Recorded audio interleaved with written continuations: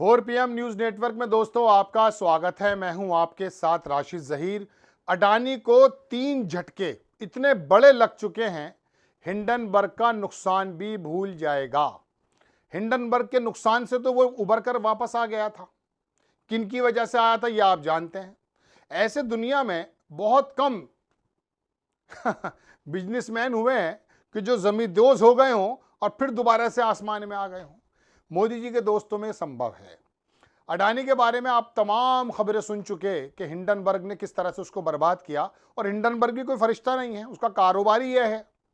वो आकर के इस तरह से शॉर्ट सेलिंग वो कंपनी है, कंपनी के बारे में बात निकाल करके लाती है, वो अपनी जांचे और उसको मालूम होता कि ये कोलैप्स होगी, गिरने पर पैसा कमाती है। खैर, लेकिन बहरहाल लूप होल्स तो खोले थे उसने, इसमें कोई दो राय नहीं है।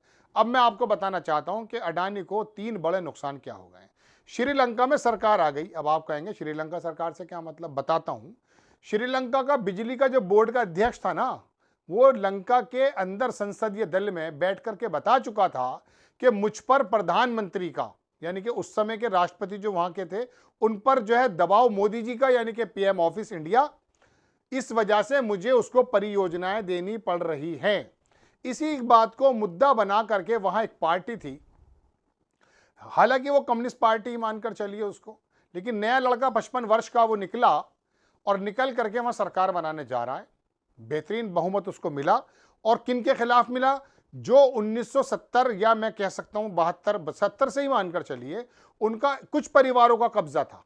उसने मुहिम चलाई श्रीलंका में कि मैं उन तमाम परिवारों के खिलाफ काम करूंगा जिन्होंने श्रीलंका को लूट कर डाल दिया है।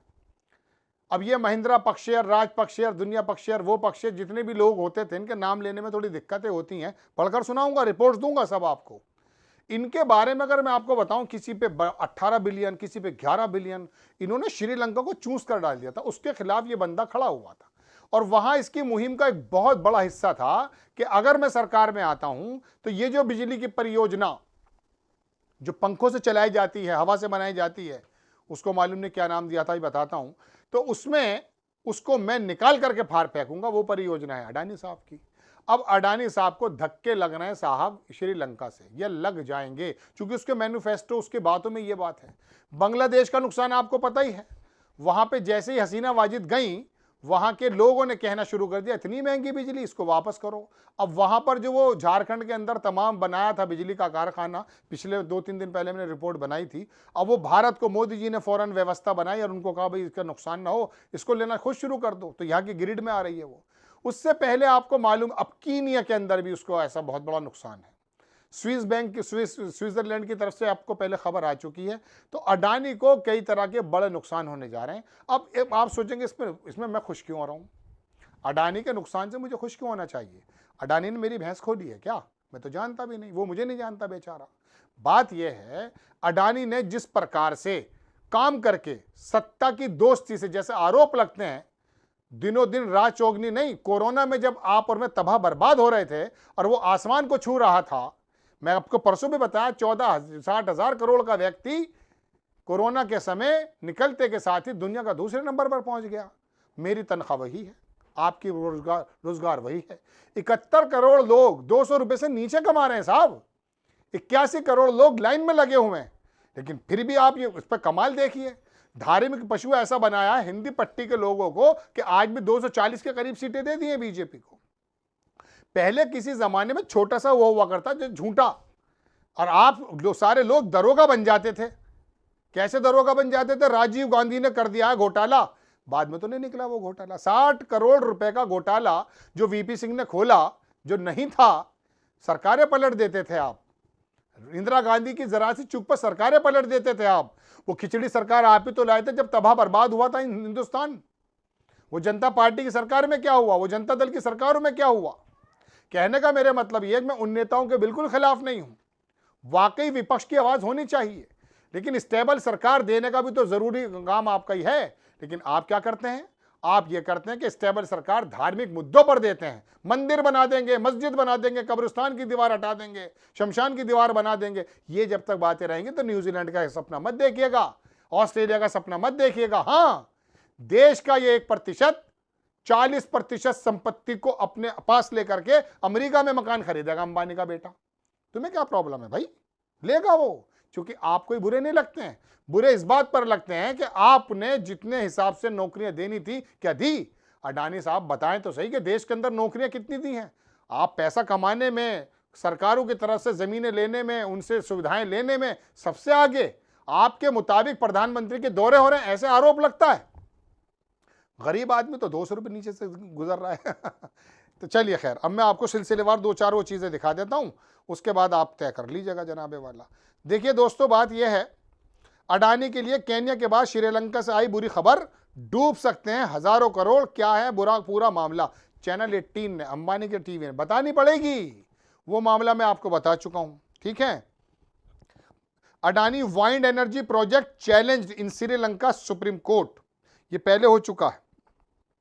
ये 17 मई की खबर है कि अडानी ने जो है एनर्जी प्रोजेक्ट को लेकर के, जो उसको लेकर चैलेंज किया गया था सुप्रीम कोर्ट में भी कि वो किस प्रकार से अपने काम कर रहा है। ठीक है जनाब, एक खबर और देख लीजिए। ये खबर है श्रीलंका, लंका ऑफिशियल ने कहा था PM wanted Adani to get project retracts, Gotabaya denies. ठीक है, बाद में इनकार भी किया गया, लेकिन ये खबर है वहीं श्रीलंका के अखबार की। अब मैं वो 3-4 खबरें दिखा देता हूं कि वहां क्या हुआ है। मैंने स्क्रीनशॉट तो लिए थे, आप एक मिनट मेरे साथ बने रहिए। देखिए आ गया जनाबे वाला। मैं आपको कौन कौन सी खबर से शुरुआत करूं? स्विट्जरलैंड की भी आ गई है और वो जो है लंका की भी आ गई। लंका की बात सुन लो पहले आप, लंका में हुआ क्या है। लंका में लंका लग गई, ये आप सुनते हैं ना आप। देखिए ये वो परिवार है जिसके बारे में मैं बात कर रहा था, जरा गौर से देखिए। President, PM and family ruling for 2 decades, 2 दशकों से ये हुकूमत कर रहे हैं। महिंद्रा, जो पता नहीं क्या क्या नाम है इनके पास ही सब चीजें हैं। मैं स्क्रीनशॉट लगा देता हूं सिर्फ आपके सामने। ठीक है, इनके पास दौलतें कितनी हैं वो भी मैं आपको बता दूंगा।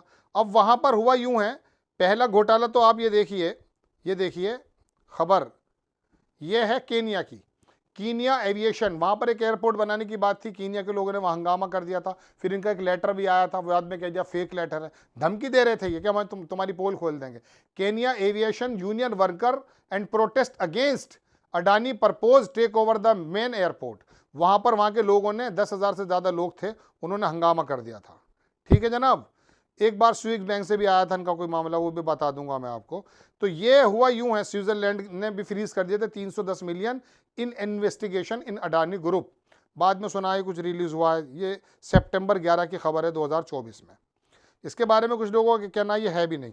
लंका का ये व्यक्ति जब जीत, आज इसकी तस्वीर मैं आपकी स्क्रीन पर लगा रहा हूं, इसका दरअसल कहना ये था, ये मैं आपको खबर चैनल 18 की दोबारा दिखाता हूं, कि अब ये वाली परियोजना आपको वहां से बंद करनी पड़ेगी, जाना पड़ेगा। तो अडानी को लगातार झटके लग रहे हैं। कहां पर? कीनिया में, लंका में, स्विट्जरलैंड में, एक मुल्क और था बांग्लादेश में। बांग्लादेश की बात तो मैं आपको पहली परचौतर से बता ही चुका हूं। और अब धक्के अगर कहीं नहीं लग रहे तो कहां नहीं लग रहे जनाब? यहां भारत में। कौन से उसके कॉन्टेक्ट हैं, कौन से उसके सत्ता के अंदर दखल है, यह सोचने का मुद्दा बनता है। ये बातें जरूरी इसलिए हैं कि जब दूसरे देशों के अंदर आंदोलन चल रहे हैं अडानी को लेकर के, आप और हम चुप, आप और हम चुप। पता तो चले ना, जानकारी तो हो ना कि आखिरकार आपके अंदर कौन से सुरखाब के पर लगे थे कि दुनिया के दूसरे नंबर के मालदार बन जाइए। अच्छी बात है, लोगों को कारोबार तो दीजिए, नियम से चलिए। गरीब और गरीब होता जा रहा है, मालदार और मालदार होता जा रहा है, असमानता फैलती जा रही है। वजह क्या है मालूम? आपको बुरा नहीं लगता। राजीव गांधी बुरा लगते थे आपको, राफेल में उसमें क्या मामला था, वो जो बोफोर्स था उसके अंदर आपने बता दिया था, तमाम सरकारें पलट देती थी। अब नहीं पलटेंगे, क्योंकि अब की बार आपको पलटाने के लिए जो व्यक्ति आया है वो धर्म के रथ पर सवार है। आपको लगता है कि अगर इसकी बात नहीं मानेंगे तो मक्खी बना देगा, श्री रामचंद्र जी नाराज हो जाएंगे, अल्लाह मियां नाराज हो जाएंगे। नहीं भाई, देश आपका और मेरा, मुझे सोचना है, आपको भी सोचना है। आपको खबर कैसी लगी अपनी राय कमेंट्स बॉक्स में जरूर दीजिए। चैनल को सब्सक्राइब कीजिए, शेयर कीजिए। नेक्स्ट टाइम मैं किसी खबर के साथ हाजिर होता हूं। जय हिंद।